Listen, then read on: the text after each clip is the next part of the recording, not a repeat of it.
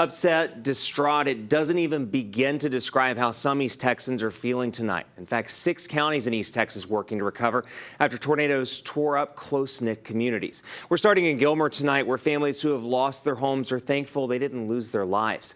Our Shondell Manise reports. After 3 reported tornadoes through Upshur County, the Millers' home in Gilmer is nearly unrecognizable. The Millers came in this bathroom to hide, closed the door, and listened while their home was torn to shreds. It all happened in about 5 minutes. Once things settled down, they came out and found this. And so I just started walking across here, and I could hear a blowing sound.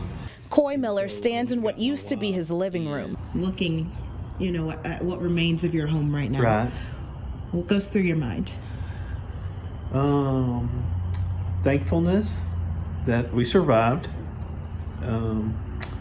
Being blessed because so many people helped. The very next day, nearly 50 of his neighbors showed up to help him pick up the pieces.